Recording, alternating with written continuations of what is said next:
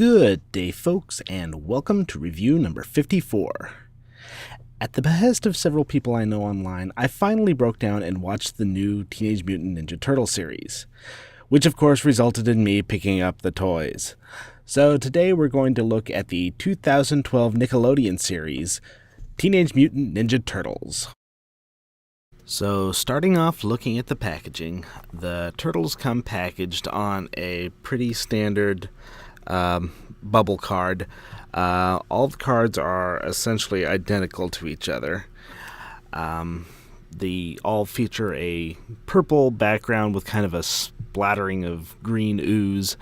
The new turtle logo is across the top, and there is images of the CGI characters on the right side. The back side of each of the cards features a short little paragraph describing the personality of the turtle, as well as another CGI image on the right side, and then a large area across the bottom showing the other figures that are available. So here we have the turtle figures themselves, and especially for someone like me whose last memories of turtle figures were the old Playmates figures from back in the 80s. These are well above and beyond what I remember as a kid. There's much more articulation here. There's just a lot of detail in these figures. It's not the same mold 4 times over. I'm really impressed with these, and I'm glad that I finally listened to some people and picked them up. But looking at the figures themselves, while they are all a different mold, the same basic articulation holds. You have a ball-jointed head here. You have a swivel and hinge joint in the shoulder, a swivel and hinge joint at the elbow, and then a swivel joint at the wrist.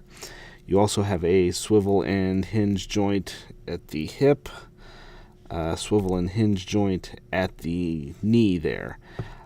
So there is a lot of articulation in these guys, and they're much more posable than the figures were that I had back when I was a kid.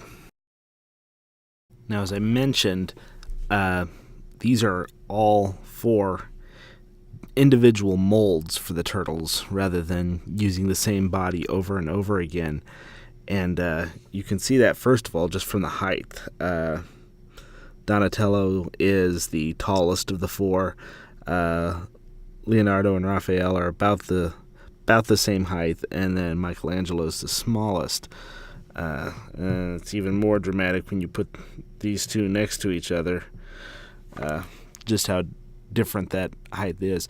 But beyond that, I mean, there's just so many subtle molding differences. You've got different marks in the shell. Of course, Raphael in the show has a crack in one of his front shell pieces there, and they carry that over, but it's more than that even. It's down to like the leg pieces, the little creases in their muscles, in the arms. Everything's different. They are 4 unique molds, and it's really neat to see that they are 4 individual characters rather than 4 characters that are all basically identical, which, even back in the day they had, individual characters, but, the 80s, of course, was about selling toys and making money rather than telling a story. And I think now that they've realized that kids today enjoy the story as much as the toys, they can go a little bit farther with that now and show that these are individual characters with individual personalities and carry that through to the toy line. A nice bit of nostalgia for those of us that had the turtle figures back in the 80s is that they included several additional weapons with the figures that are on the sprue still. And I remember as a kid, cutting all their weapons off, and it's a nice throwback that they left the weapons on the sprues here. They could have just packaged them individually like most weapons are today, but it is a nice touch. The only thing I wish they would have included on each of these sprues was that little slice of pizza that used to come with it, but it's still a nice throwback to the old fans. Back in the late 80s, the Teenage Mutant Ninja Turtles was one of the last cartoons and toy lines that I really got into before I transitioned into those awkward teenage years myself. And I suppose because of that, I tried to avoid the other incarnations of the Turtles over the years in order to preserve that last bastion of my childhood. However, given all the positive things I had heard about the latest series, it was only a matter of time before I broke down and gave it a try. And I must say, I'm glad I did.